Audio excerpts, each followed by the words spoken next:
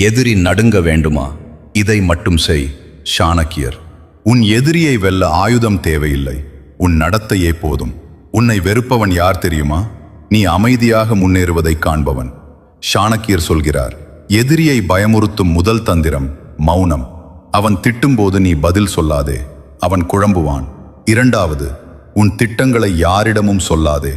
ரகசியம் தெரிந்த எதிரி ஆபத்தானவன், ரகசியமில்லாதவன் பலவீனமானவன். மூன்றாவது, உணர்ச்சியை காட்டாதே. கோபம், வருத்தம், பயம் இவை எல்லாம் எதிரிக்கான ஆயுதங்கள். நான்காவது, உன் வளர்ச்சி அவனுக்கு பதிலாகட்டும். வார்த்தை அவனை பாதிக்காது, உன் வெற்றிதான் அவனை நடுங்க வைக்கும். கடைசியாக, எல்லோரிடமும் நல்லவன் ஆகாதே. மதிப்பில்லாத நல்லவன் எளிதில் மிதிக்கப்படுவான்.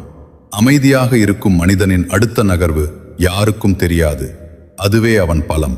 இதை வாழ்க்கையில் பின்பற்றினால் உன்னை